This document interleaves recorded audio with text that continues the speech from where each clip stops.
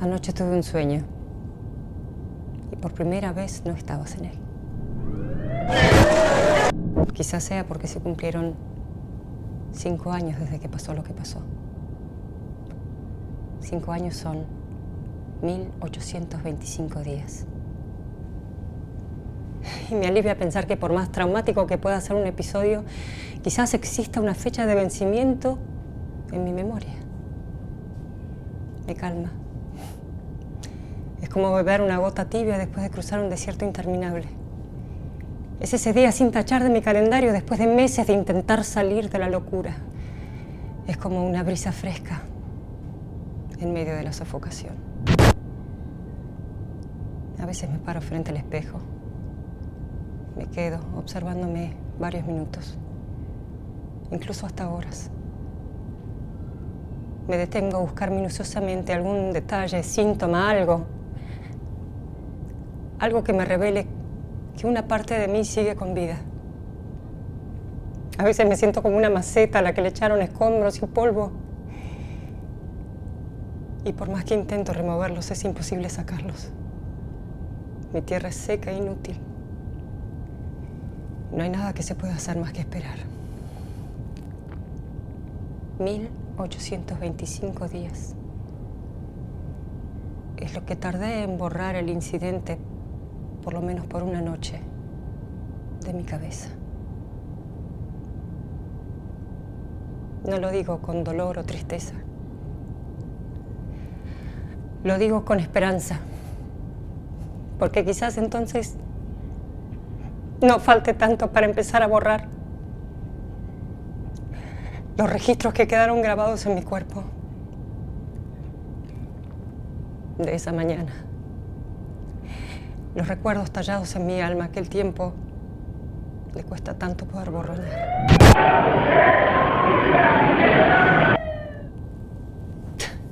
¿Cómo es el mecanismo del cuerpo? Que aún después de tanto tiempo, mis manos sudan al hablar del tema. Es como si una parte de mí estuviera ligada a ese acontecimiento y el solo hablar del tema, de oír una palabra relacionada, activa el engranaje del terror. Sudor, acompañado de temblequeo en la voz, ojos que se humedecen, la sensación de falta de aire, de no poder respirar por el sofoco, estar anclada en el piso, queriendo salir volando.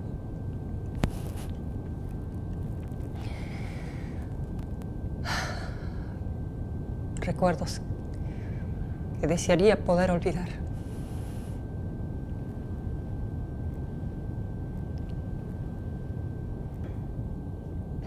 Perdón. Me cuesta. Sí, tranquila. Es la primera vez que contás esto y que te estás desahogando. Tómate tu tiempo, estamos acá para escucharte. Gracias. No, por favor. Salíamos de Moreno, apiñados como ganado. Algunas personas, muchas personas iban de pie. ¿Eso era algo habitual? Sí, bastante. Nada se alejaba de la normalidad. El tren frenó en todas las estaciones como correspondía. Pero bueno, después algunos se quejaron porque se salteó la estación de Morón. ¿Pero hubo algún anuncio, algo, un aviso? A mí una vez me pasó algo por el estilo. Sí, pero siempre dicen algo. O que la estación está en refacción, o que están reparando algo, o te avisan cuando subís a la formación. ¿Hubo alguna reacción? No, ninguna. No, nada se alejaba de la normalidad. En realidad, lo que sí era distinto era que el tren estaba tan acelerado. Algunos nos llamó la atención cuando empezó a acercarse a la estación de Once y no desaceleraba. Eso era fuera de lo común. Eran las 8:30 de la mañana y había una madre hablando con su hijito. Me acuerdo que le estaba diciendo lo que quería hacer cuando fuera grande. ¿Qué quería hacer? Astronauta. Entonces me acuerdo que me llamó la atención cómo se alteraba la distribución del peso, como que estábamos viajando de costado. Y no entendía por qué. Leí algo sobre eso. Al llegar a la estación, las vías se curvan. Y a la velocidad que venían, bueno, tuvo que haber provocado esa sensación. ¿Vos en qué vagón estabas? Iba en el cuarto vagón. Bueno, por lo menos no estabas en el primero. No. No lo sé, no te creas. ¿Por qué? Contanos. Yo estaba mirando por la ventana con la guardia baja. Me acuerdo que pensaba que iba a llegar más rápido al trabajo por esto de que se había salteado una estación. Cuando de pronto escuché el ruido del freno. Pero ya era demasiado tarde. En el momento del impacto quedamos todos compactados. Suena terrible, lo sé, pero yo volé de un vagón al otro con pedazos de vidrios y pedazos de tren. La persona que iba sentada al lado mío salió disparada por la ventana. Hacia afuera, cayó sobre las vías. Los asientos desaparecieron literalmente, como si hubieran sido de papel, doblados. Había mucha gente muerta. Gente agonizando, aplastada por los fierros. ¿Y vos te golpeaste? Perdón por mi pregunta, pero quiero saber en qué estado estabas. ¿Te desmayaste? No, aunque quizá hubiera sido lo mejor. Tenía sangre en la remera y no podía ver mis pies de tanta gente que estábamos ahí amontonados. Cuando finalmente logré ver, había un montón de sangre debajo de mis pies, pero tenía las piernas adormecidas, no podía moverlas. Abajo mío estaba la cara aplastada de una señora. El señor del lado tenía el cuello torcido y agonizaba de dolor porque le habían caído 4 personas encima. ¿Y la madre, la que estaba con el nene, la podías ver? No, pero la escuchaba. Estaba gritando el nombre de su hijo, pero era muy difícil de escuchar. Había demasiada gente. ¿Y en tu vagón falleció alguien? Sí. Sí, en mi vagón murieron unas 10 personas. Era muy difícil respirar.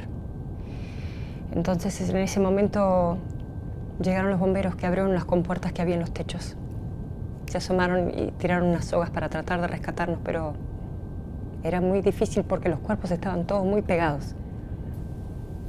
Tendrían que haberles echado aceite. ¿Aceite? ¿Cómo les van a echar aceite? Aunque no lo crean, es lo que hicieron. ¿Qué? Sí, nos echaban agua y aceite para que los cuerpos pudieran resbalar entre unos y otros. Pero lo que pasa es que estábamos demasiado trabados entre sí, uno encima del otro. Yo ni siquiera sé sobre qué estaba parada. Si querés parar está bien y no es necesario que continúes. Está bien, gracias. Me hace bien desahogar. Como quieras. Todos estaban muy desesperados. Hubo gente que se desmayó por falta de aire. A mí me orinaron encima, pero bueno, eso es un detalle menor, no importa. ¿Y cómo te rescataron? Para hacerlo me tuvieron que sacar un muerto de encima. Me acuerdo que me dolía mucho. No sentía nada de la cintura para abajo. Pero bueno, finalmente logré salir caminando. Bueno, sí, yo escuché que tuvieron que operar a una persona más de 30 veces y que después tuvo que caminar con una muleta por una fractura expuesta en una de las piernas. Sí, yo escuché que hubo gente que jamás pudo volver a trabajar. Sí, también personas que fueron amputadas para poder sobrevivir, ¿no? Sí, yo escuché lo mismo. ¿Y el nene? El chico que soñaba con ir al espacio falleció cuando lo atendían en el hall de la estación.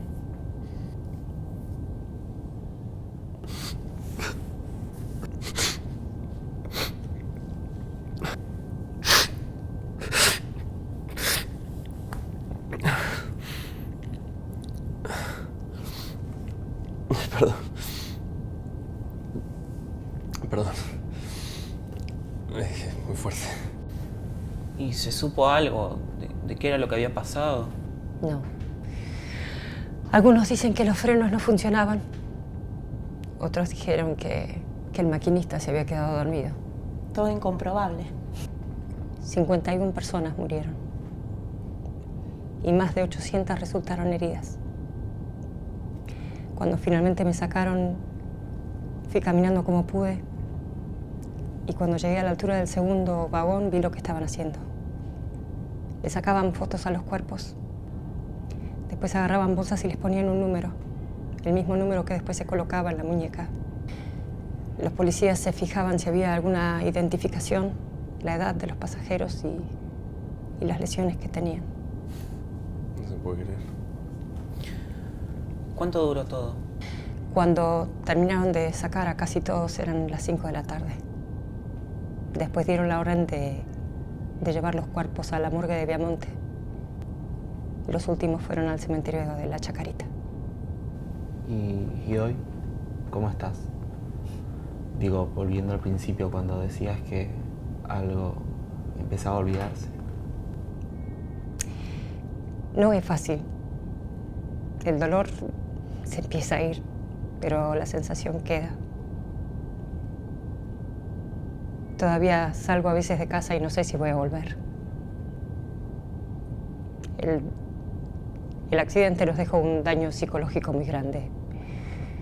Muchas veces llamé al SAME porque sufría de una sensación en el pecho como que se me iba a salir el corazón. Ya está, ya pasó. Empieza a pasar. Créanme que no hay nada que desearía más que poder olvidar.